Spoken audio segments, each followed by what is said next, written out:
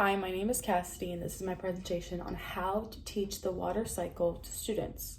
So I'm a teacher teaching other teachers how to teach it to students. So on the first slide, we're gonna just introduce the topic of water. We're gonna start simple and small. What do we use water for? I'm gonna have a white blank box and we're just gonna write whatever they think of we use water for. Drinking, rain, washing dishes, everything they think. And then we're going to introduce the water cycle. We're going to announce that we are going to be learning about the water cycle.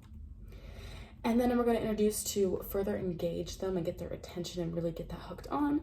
So we can teach them, we're going to go, uh-oh, our stuffed bear in our classroom got wet.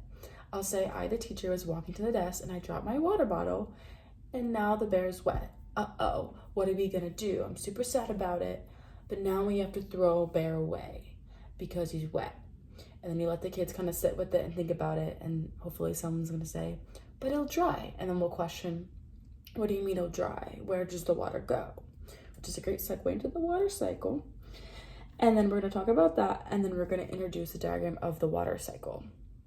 And we're just going to start simple. We're going to say, what do you see in this image? So we're going to talk about the sun, the clouds, the ocean, the rain, simple. There it is again. And then we're going to talk about the water cycle and evaporation. After we talk about what they see, we're going to label it and explain how it's a process, but we're going to show them the picture first and then we're going to label it so it's clear and it's not confusing. And then we're going to do an experiment on evaporation. This is where we get a clear plastic bottle and put a little bit of water in it, just a little bit, but it's important to dye it blue because if we have a clear water bottle then clear water, they're not going to tell the difference. They can't see it. I have to make sure the water is dyed blue. And then we're gonna make sure it's tight, the cap is tight, and then we're gonna put it by the window so you get that solar heat. And then we're gonna talk about it before, during, and after, what we see, what we think is gonna happen, and what is happening. And any questions while using the correct terms.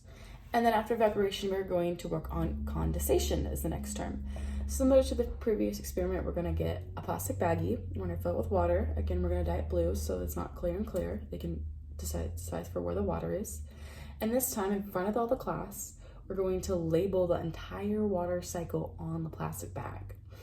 After we already talked about it with evaporation, now we're going to put it in terms of actually seeing it in the water cycle.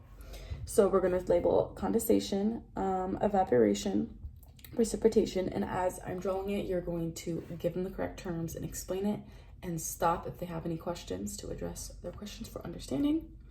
And then the last experiment we're gonna do is precipitation. This one's super fun. I actually had done this one in the classroom before and the kids love it. Each kid is gonna get a clear cup of water. And we're not gonna dye it this time, and we're gonna put the shaving cream on top, and our shaving cream represents the clouds. And each child is gonna get, each group, like at the table, is gonna get a container of water that is dyed blue, and each child's gonna get an eyedropper. And they're gonna fill their eyedropper with the blue water and they're gonna squeeze it over their cup with the shaving cream on it. And they're gonna see the blue water fall down clouds because that represents how the clouds get so heavy that they have to let the water down. And then after we do that, we connect it back to all the other experiments that we did before. We put the water down, the water fell off the clouds, so where does the water go now? And now we talk about puddles and lakes and ponds, and then we talk about evaporation and how it goes up and how we saw it in the water bottle up there evaporating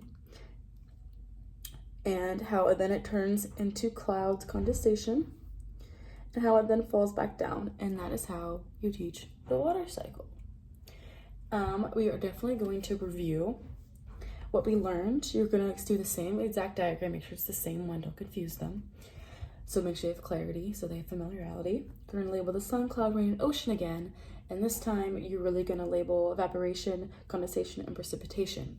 And you're gonna discuss the water cycle in the class. You're gonna have them go through the experiments again. We're gonna connect what we see to each experiments that we did so they really can understand what they did is what happens. And they connect the dots, they can create schemas and assimilation. And that's how I teach the water cycle to kindergartners.